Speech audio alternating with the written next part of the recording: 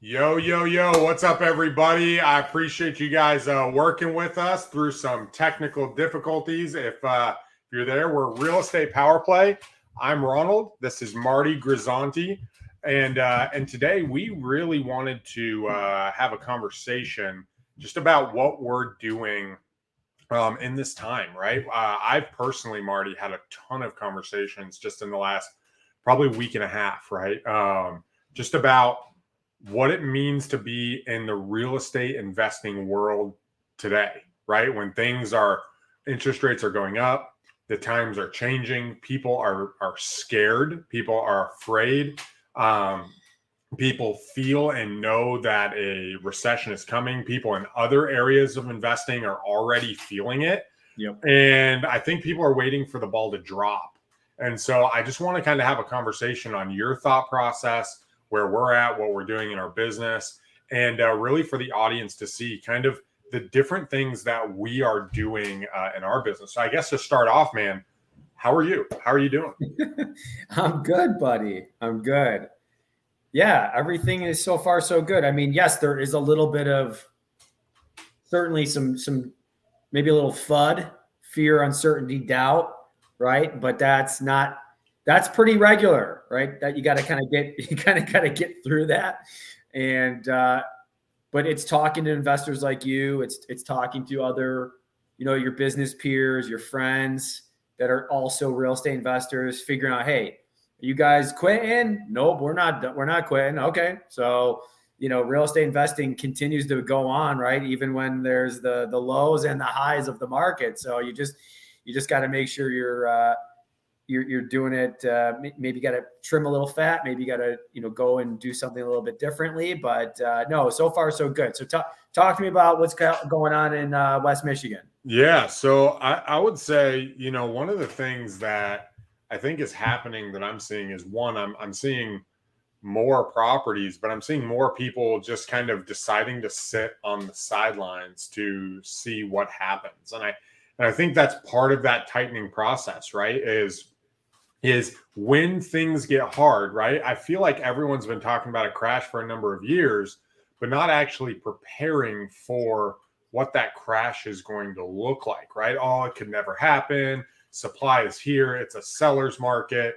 And all that is true. But what happens is we run in cycles, right? Real estate is an up and down business. And the good thing is it's not the stock market or it's not crypto. It doesn't go down 80% in a month, right? It goes down over a quarter. And so you can start seeing trends in those directions. And with interest rates, you can see and you can know beforehand, hey, this is what they're thinking. This is where they're going, right? This is what the world is talking about. So you have a little bit of a lead time.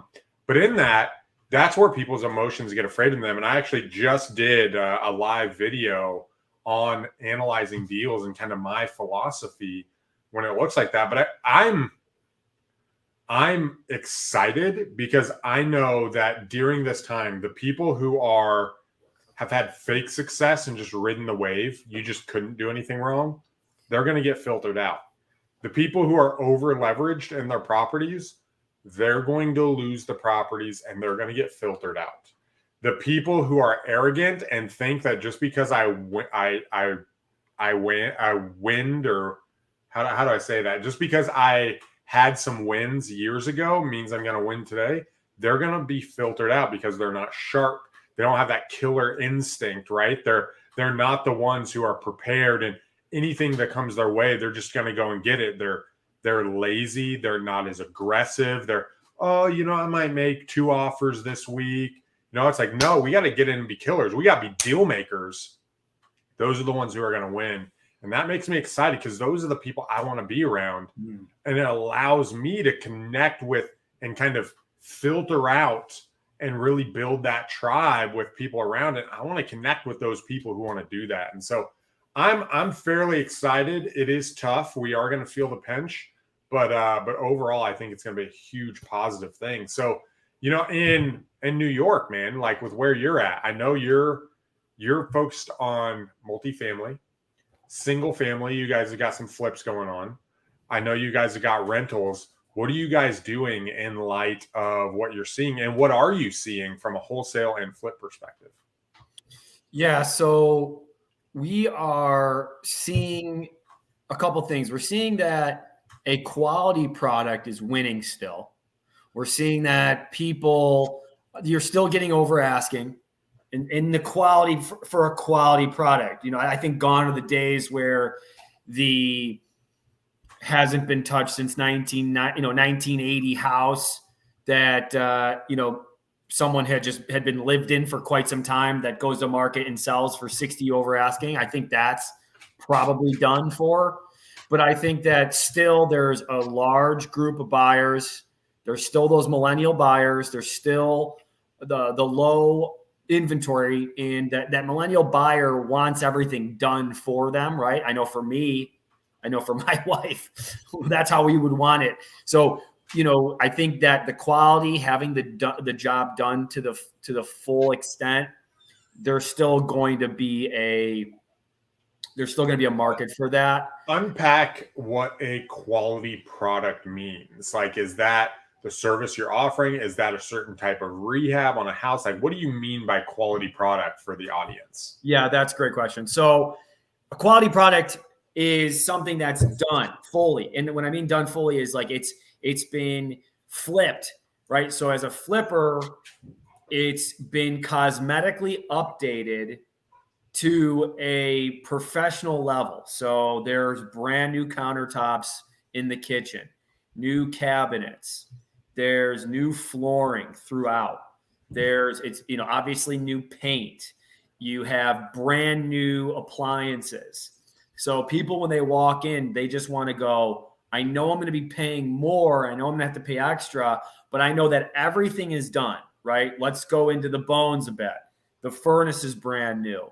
There's a brand new water tank. The roof has been addressed. Either it's a brand new tear-off roof, or it's been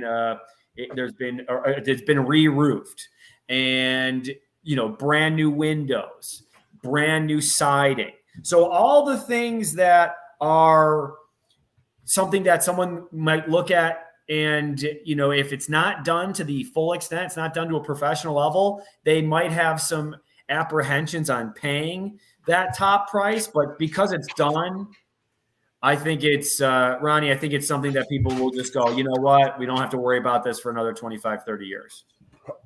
Well, and so I love what you said, but on the flip side, if you're doing that, what about the amount of rehab? Like, what does it cost to do something like that? So at that point, you're really focused on your acquisition cost, because hey, in order to get this deal sold, we have to go above and beyond. And if I go above and beyond, or if I make sure that this house is a legit quality product, I mean, what does that rehab look like, and what are you looking for on the acquisition side? I'm curious. Yeah, no, absolutely. It's absolutely, in best case scenario, you don't have to mess with the roof, right? We're looking at stuff that but if it does need a full tear off, right? For us, if it's let's just say it's maybe like a 13 to 1,500 square foot house, and that's kind of like our bread and butter, that's about a $20,000 roof, right? Yep. So full tear, right? And that's everything, material and labor. So everything works fine as long as you're getting it for the right number. So, for us, it's because we have employees, we know kind of where our nut is. We know our number. So it might be a little different for someone who might be brand new. I would say that I believe that the ARV times 0.70, right, minus your repairs equals still that max allowable offer. I think that number still works, Ronnie. What about you? I think that number still fits. I love what you're saying, Marty. And guys, one of the things Marty is so passionate about in this is this idea of doing things right. Right? Like you've encouraged me of, we need to do it proper, right? Because proper creates reputation, and reputation equals trust, and trust equals more and more business. Mm-hmm.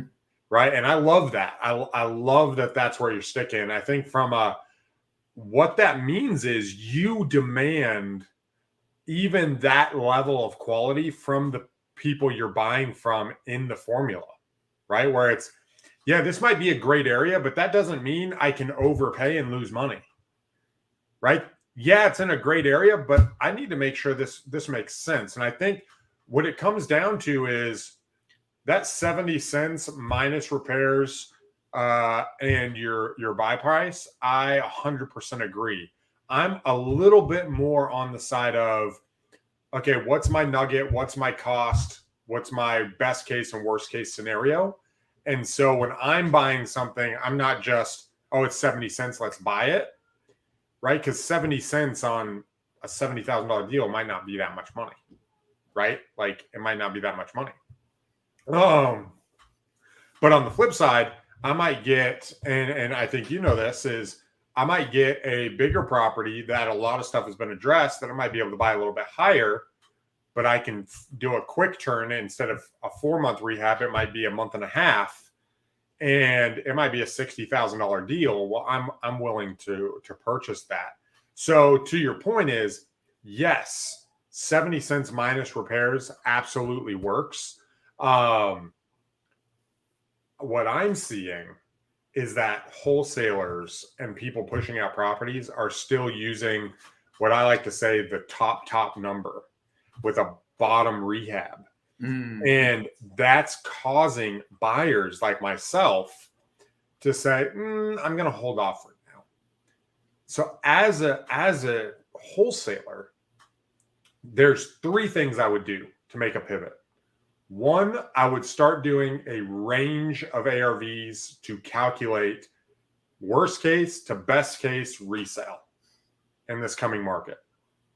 2 is I would not say the repairs, but I would, when I talk to somebody, say, this is what it looks like it needs, right? I would say, hey, this is what it looks like it needs, and talk about that and really bring it up so it doesn't seem like you're trying to just say, hey, take this property. And then 3, I would start building really personal relationships and get feedback. Hey, what are you seeing? And see if the person's making a fear decision or making a logical decision. Because we want good properties as investors and as wholesalers. If you're just, hey, let me push the top number, push the top number, push the top number, that worked for the last 5 years. But when people are scared, it doesn't work. You need to show them this is how your risk is covered. And that's how you can win more as a wholesaler. And that's what I'm seeing, even in my conversations of I'm wholesaling one right now. This is the rents. This is what the ARVs are. This is what the properties nearby have sold. This is why I think this price is. Here's what I think this duplex could rent for. This is why I think it's better than the others and why I think it's a no-brainer, and why you should purchase it. And because of that, I have 2 people that are interested that we're going to do a showing on Wednesday for. Lovely. Right? Because we're having a deeper conversation than, yo, there's no inventory. Now people are like, ooh, I want to make sure I get the right inventory. Yeah. And even to go on that, I would say that I may even look at, because when we're flipping, right, Ronnie, there's a lot more at stake. There's a lot more capital at stake. There's a lot more time, right? There's the carrying costs. I may even look at some of the ARV from last year and not even maybe even take in.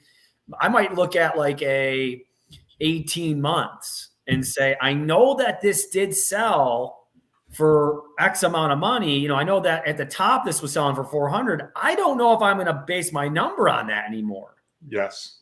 Right? Because I know that house was listed at 360 or 320 and it went 60 over asking. So I'm going to go and stay at that number from last year. So I know for sure that we're going to be in the green, and it's not going to be based on some sort of competitive back and forth escalation pricing that was in that sale of the house. So yeah, I'm going to be super conservative because we can be. And yes. I think that's the way to play this move now, is to just be conservative And also it's, again, not a huge deal because you don't have to buy everything right now. You can wait for the right property to come your way. And for those who, are flippers, this is where you need to learn how to, if you're not, do some of this marketing on your own potentially to find that deal yourself if necessary. So I really like that. Let's switch gears just slightly. Because it's something I'm very interested in with you and your business, and I think people are interested in. Are you buying from wholesalers mainly, or right now? Are you doing seller direct?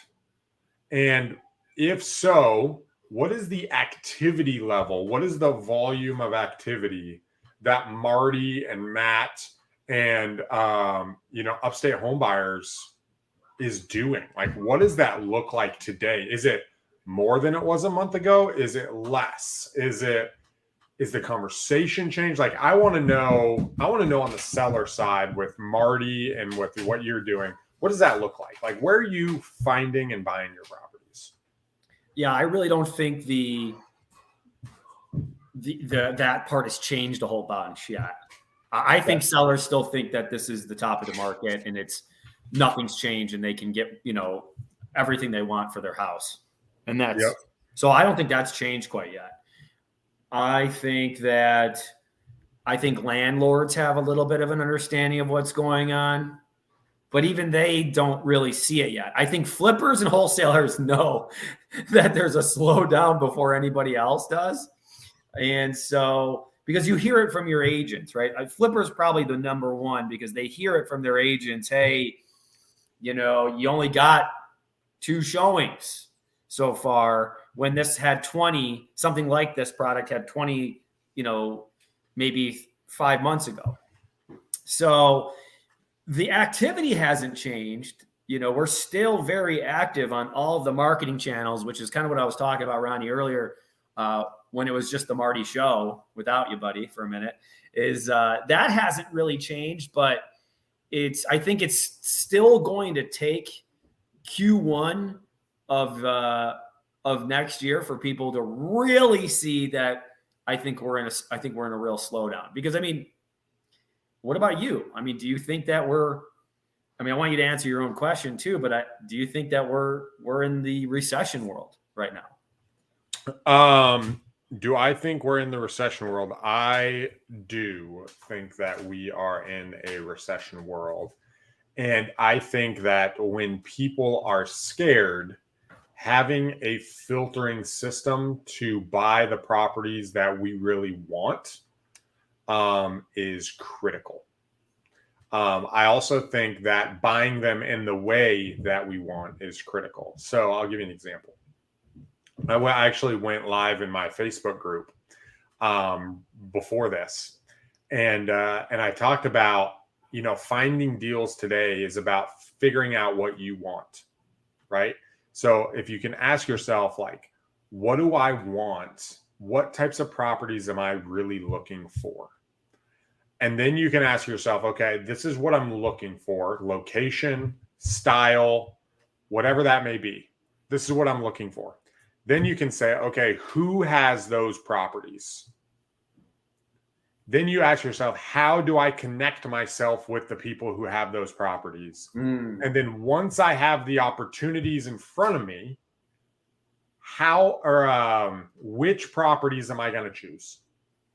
Right? So if you can walk through a framework of what do I want? Who has what I want? How do I connect with those who have what I want? And which ones am I going to choose once I have them in front of me? You're going to be sitting in a really good position to have opportunity, because 8 months ago, guys, we took everything that came our way, right? Everything that was possible. A wholesaler would send it out. It'd be contracted in 3. I had to make a decision very, very quickly. I don't have to do that, right? I looked at 5 properties in the last 3 days over the weekend, over Father's Day. And I put my offer in on a couple of them. A couple of them I said I wasn't interested in, right? I just looked at another one this morning. I haven't reached out to them and told them what I'm thinking about it yet. but I have that option of saying, do I want this? Why do I want it? And being able to filter through. So when it comes to acquisitions, it's going to get harder before it gets easier, especially on the seller direct. Now, on the wholesaling side, from wholesalers, you're going to have more opportunities. So you're going to have to be careful that you don't overbuy, right? You don't buy something at too high of a price. That's the thing you have to see is you have more. And so you have to get really, what do I want? What's the criteria? Do I want $20,000? Do I want a $30,000 nugget? What's the best and worst case scenario unfolding there? Now, the good news is people talk about interest rates. You can buy down your interest rate. Lenders are talking about this like crazy right now, right? It might be 6%, but you can buy that down to 5 or less, right? You can pay for that interest rate to be cheaper. People don't really consider that. That's an option that the end buyer and us as investors have. And so it's not the end of the world, right? If someone pays a few $1,000s, they can drop that interest rate and it drops their payment $150. That can happen, and especially in this time where people have more cash, that will happen. And so it doesn't stifle that purchase that people think. You just got to be very particular. Now, my thought is on the seller direct or on the marketing side. I think people should take a range of incoming options. One, I think you should do seller direct. I think a cold call system is the way to go. Two, I think you should be connected with other individuals in your marketplace and build those relationships and show them that you're willing to JV and do the deal with them. And three, I think that we should build our brand and we should show what we're doing and show our successes and our failures to create transparency that creates trust. So those are the three things that I'm focusing on today. I love that. Thank you. That's amazing. That's a nice for you to share that because I think people need to hear it. I'll say this. I know one of the things you talk about with interest rates, they're going to, as they increase, because I think they're going to, we as investors, we're not the only ones that have gone through something similar to this. I think you got some of these landlords who've, been buying since the 80s, 90s, who, had been familiar with a 10, 11, 12% interest rate on their loan. A lot of these guys who had bought, the people that we want to talk to, these 60, 70, 80-year-old, people who are ready to retire and we're ready to buy, they're going to be more familiar and they're going to be ready to buy through seller financing, and they're going to be able to do those deals with you because they know you're not necessarily going to want to do a 7-8%. I don't know where it is, but it's going that way, right? Loan with a bank.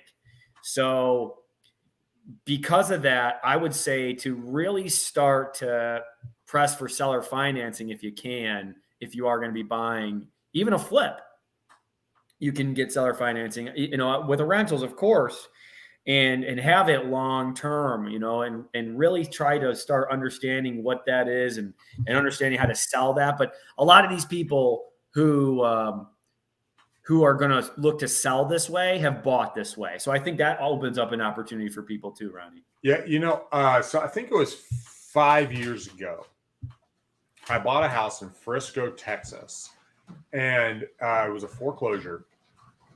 And I drove out to this guy's house like 3 times, right?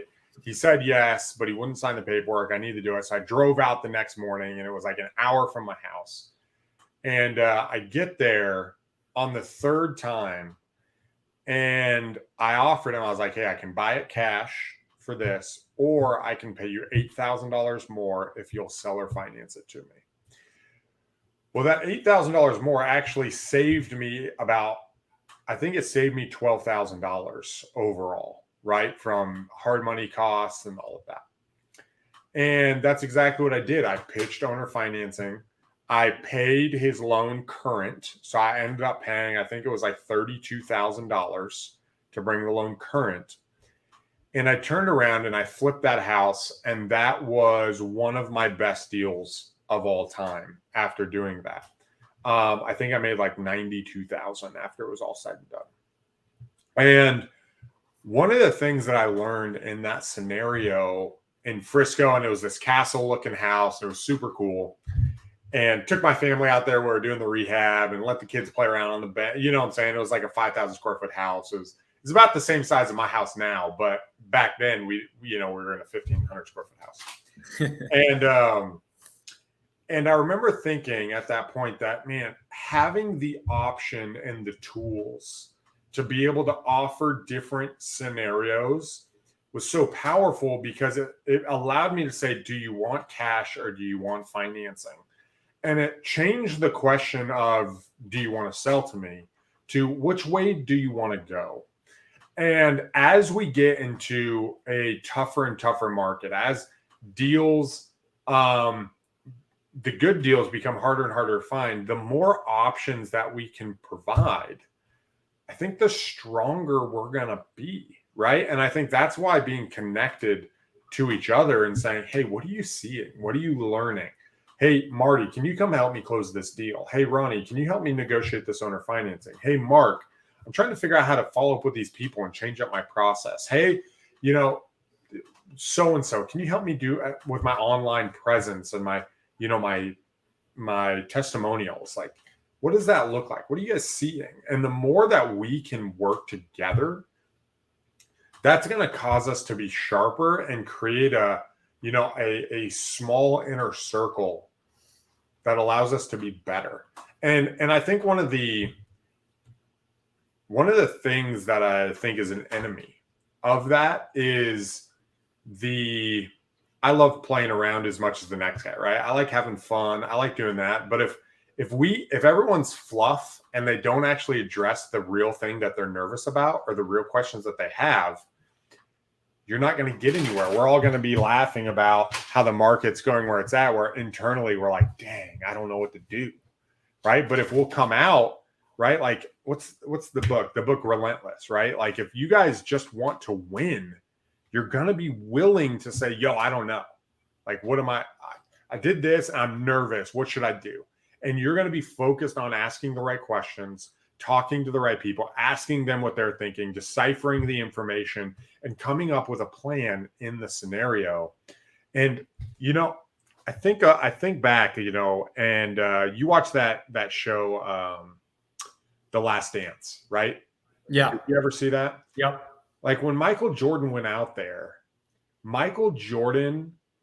he just acted on instinct, right? He was just, dude, he just went out there and killed it and just left it all on the court. And how do you translate that to business? I've thought a lot about this, and it really comes in of put yourself in situations that build pressure, like that put the pressure on you where you have to perform. Get on a sales call where you don't know. Tell someone, hey, let's go out and make money together, and then deliver, right? You put yourself in pressure scenarios. That's how you do it in business, right? Is you got to know your business. You got to learn. You got to increase your knowledge. You got to connect with the right people. But in connecting with the right people, I just did a podcast interview yesterday. I was on another guy's podcast. It's going to be super awesome. The guy was amazing. And he said, I loved what he said.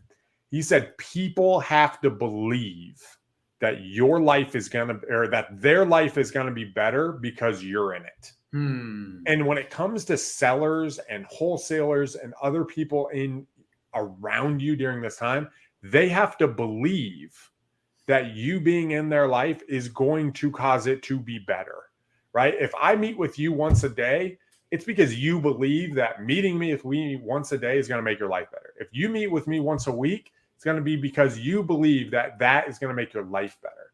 And guys, if you can take that and say, how can I add real value?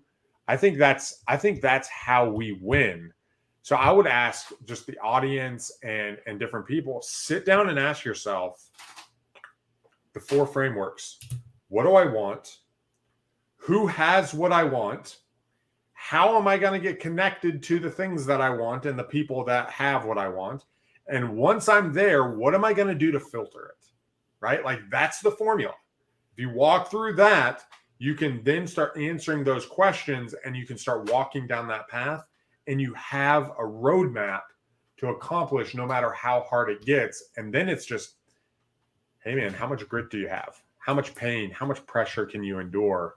And realizing that, pressure's not going to kill him. It's not going to kill you, right? It might burst the pipe, but it also creates diamonds. And if you look and say, you know what, I'm going to turn into somebody I want to be as a result of this, you can use that to fuel you to win. And man, and that's a beautiful, beautiful thing. And so, Marty, I guess my question to you, man, is what are some things in the next week, 2 weeks, 3 weeks that you see in front of you that you can create pressure for yourself, right? What are some of those things? And we can go back and forth. I definitely don't mind. We can turn this into one of those. Yeah, dude, that sounds good. Well, it's as you I know you do, so I want to hear this from you. But when you have people who depend on what you're doing, there is a pressure there, right? When you have employees, when you have partners who have families, and there's pressure. But Ronnie, I think you'd agree, pressure is a privilege. It's a privilege to be in this position where, hey, people do depend on me, right? Yeah. So if you can focus that into action, and for me, the action is, hey, if I don't know something, like right now, one of the pivots of our business is going into something larger, because we do believe there's going to be a slowdown in the flip market. We do. And we're not going to be able to take down some of the things that maybe we were able to. And, so we have to be able to, we need to get better, and we need to be able to, pivot to something that's larger, that potentially we can hold for a longer period of time, that, it's just things that we as a business, hey, let's sell off the single family homes and let's take that and put it into something larger where we can maybe and we don't have to mess or pay for all this management that we've been paying for, all this maintenance that we've been paying for, and buy something that's a smarter buy, which is going to be a longer, maybe lasting, but maybe in the beginning on paper, it looks like it's a smaller income from some of the, rather than all the other properties, but longer term, it's going to make more money because it's less maintenance, it's less management, it's less paperwork, all those things that take either time or bandwidth or money from us and from our brains. So you have to make some important decisions right now. And so that's what we're looking at. But yeah, I think just one of the key things of when you were saying about the pressure and, how we're going to maybe move or continue to navigate is to ask questions. It is to potentially look foolish and talking to people who are already there, but going at it at the right way, in a humble way, and adding value and knowing exactly what that looks like. And maybe that's putting two people together, even though you're not a part of it at all, but just, hey, I actually know somebody who does something like that. Or, hey, I know a maintenance person who could work on your self-storage facility. Or, hey, I have somebody who is a lender or that does these types of things, who I'm not doing anything with that, but I know that would be, and maybe proactively doing that, like proactively bringing two people together, even though you have nothing to do with it, so that when you do have something you need, you can go and ask for that favor. And it might come off a little bit easier and simpler now because you've already tried to bring value to them. So that's kind of what we're thinking of right now. But I guess I love that, because when you connect people, yeah, like when you connect two guys, like what you said, bro, you're the connector. Both of them wouldn't have had each other without you. And so you being able to do that is one of the best ways to add value. Yes. I think it's Alex Hormozy. He says, people have it wrong with networking. When you become the most valuable person in the room, people want you to be known to all of their peers. And so when you connect and you help this guy who has a self-storage unit do what they are struggling with, all of a sudden you become more valuable to them, right? You help them make money. And when you can do that, that elevates your game. Yo, so-and-so, you need to meet with so-and-so. You guys will help. And that makes you look amazing, right? A lot of us are like, well, if they connect, well, then I'll be left behind. That's not what happens. Right. right? The more referrals, the more value you can add, the more people will come back because they want valuable people in their life. And that's a way of putting pressure on, is saying, yo, I need to connect 6 people this week. There you go. Like, I'm going to do that, right? I'm going to connect 6 people. You know what? In the past, I was okay making 3 or 4 offers a week. I'm making 7 offers this week, right? I'm making 11 offers this week. I don't know how I'm going to do it yet, but I'm going to go and I'm going to freaking figure it out, and I'm going to do it. And then once I get there, I'm going to figure out how to replicate that number, right? I'm not looking to come down to the lowest denominator. I'm looking to push it. And you know what? I loved, I think it was Kobe Bryant, and I've been kind of listening to some basketball stuff lately, so you're going to have to bear with me. But he always talked about going to the gym late at night and getting in those last few shots, right? Just to practice. He'd go to the gym, no matter where he was, playoff game, whatever. The last thing he'd do, he'd go find a local gym, whether it was a high school, he'd have his guys reach out, he'd show up, he'd take, I can't remember how many shots he would take, and then he'd go home for the night. And that's what it takes to be a winner. It's not, how can I get my minimum so Ronnie's happy, right? It's, how do I become a killer? How do I deliver results? And, it's funny, this morning, one of my guys, I asked all my team, everybody on my team, I sent them a message, and I was like, happy Father's Day, blah, blah, blah. Hope everything went great. Good morning. What are we accomplishing by the end of the week in your particular field? And one guy didn't respond to me, which I find funny. Another guy said, give me an hour. Another guy said, what would you like me to do? And those were the 3 responses. I sent out 3 messages. And one of the guys came back, was like, gave me all these numbers and said, we can do 4 blank a week. I'm not going to get into it, but he went, we could do 4 a week. And I responded with, I want to see you do 6. That was my response. I want to see 6. And crickets, right? Literally, I didn't get another message from him after that. There was no message, which means, we'll talk about it. And I'm sure that from his perspective, that's frustrating. And I think it really comes into, man, we need to up our game. Mm-hmm. Like, we need to up our game, and we need to step up, and we're doing this to win, right? We're doing this to get results. And if we're just doing things for form, just so we have form, and it'll all even out, that's not the right mentality, right? Yes, we need a system. Yes, we need to process things. Yes, we need predictability. All that's important.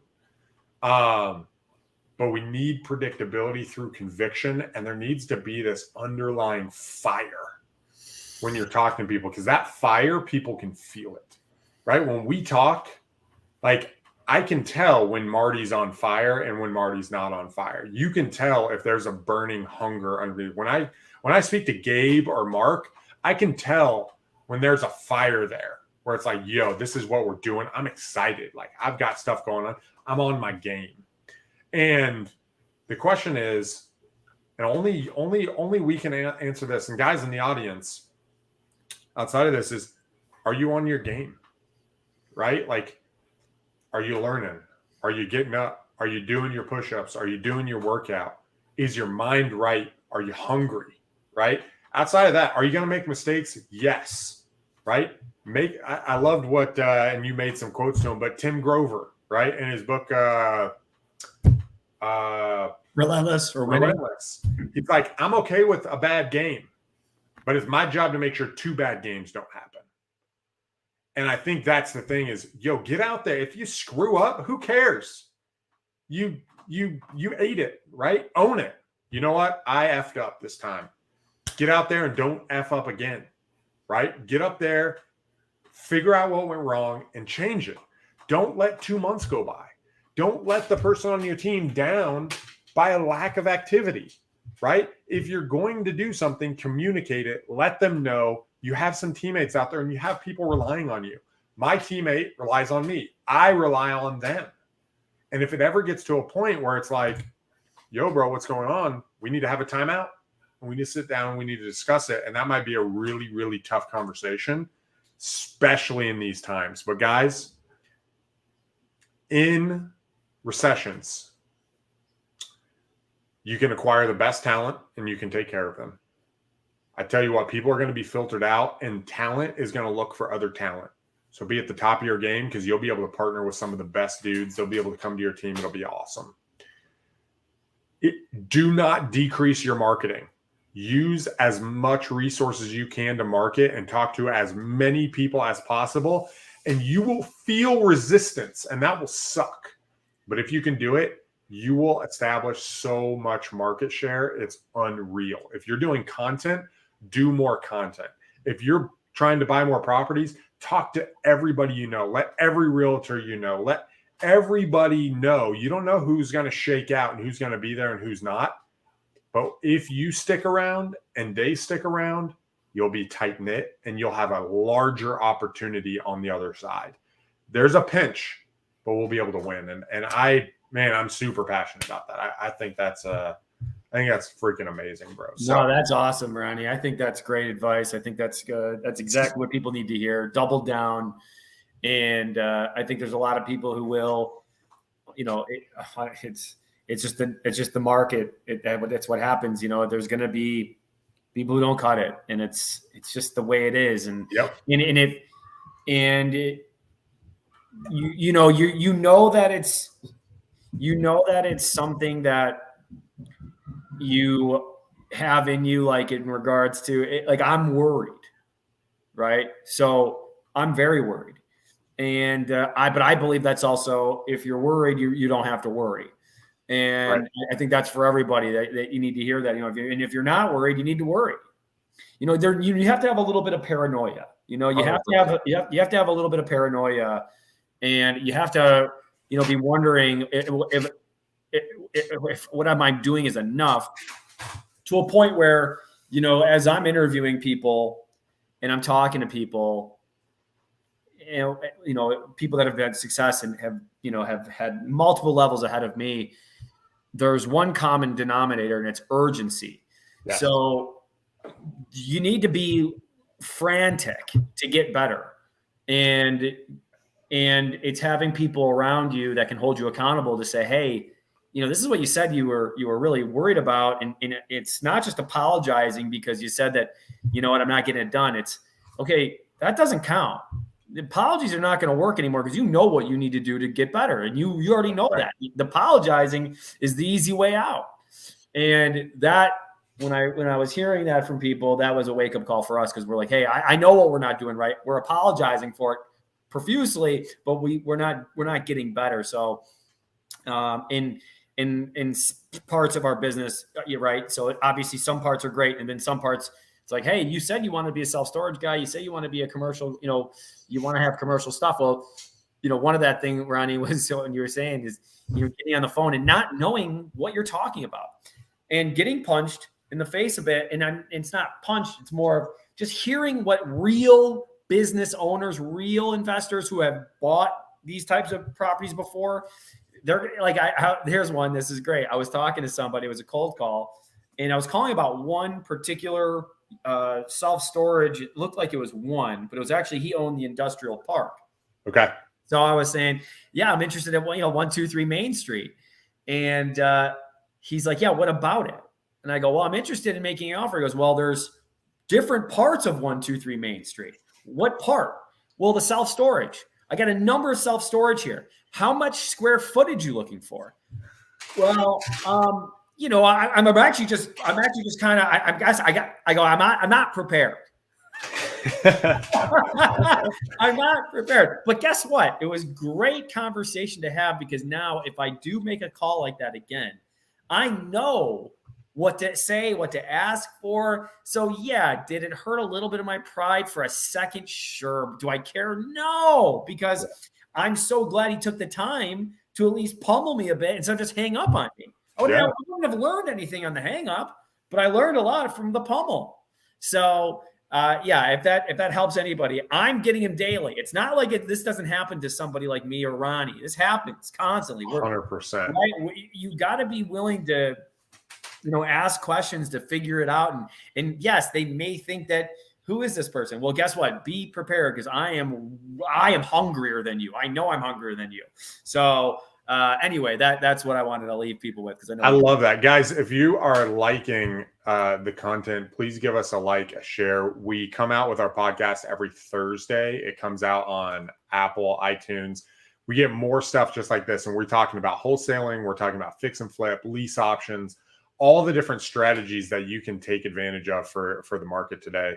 And if you haven't gone to our YouTube channel, go to our YouTube channels. Marty's got one. I've got one. We've got a YouTube channel for Power Play. We'd love for you guys to check it out and give us some feedback. Leaving the audience with one thing from this conversation, Marty, what would be the biggest takeaway here on Real Estate Power Play that you would give the audience that's still listening? Just continue to be conservative in these downturns. Just, double down on your numbers. The numbers don't lie. There's always going to be deals, whether we're in the best of the best market or next to Great Depression. There's still going to be deals to be made. You just have to make sure the numbers are right. I love that. And I think on the flip side, guys, crashes, depressions, recessions, they are the time when people make the most amount of money in history. But it comes to those who are prepared, who are willing to put into work, who are willing to be urgent and start a business. It comes to those who are diligent. And so be diligent about what you want. Figure out what you want, who has what you want, what you need to do, how you need to connect with the people who have it. And fourth, I would say, figure out how you're going to filter them. When the opportunities come, which they will, if you are on your game, you have the fire, and you provide value, people are going to come to you, and people are going to want to work with you. So the question is, how do you filter through those opportunities? If you can do that, you're going to come out on the other side in a much stronger position, stronger than you ever thought was possible, especially through the pinch. Because the pinch it's going to feel like nothing's going right, and then things will start clicking. And guys, keep at it in real estate. Constantly ask yourself, how can I make money with this property? What is the strategy? What tools do I need? How can I make money? And if you ask yourself, how can I make money? What is my worst case scenario? What is my best case scenario? What can I do? And how can I help the person on the other end accomplish their goals too? If we can align those two, what I'm looking at and what you're looking at, if we can align them, we can conquer the world. We can go to the moon. And so that's where we're going to leave it, guys. I hope you have a fantastic day. Sorry for being late. And we'll see you next Tuesday here on Real Estate Power Play. Until then, peace. See you.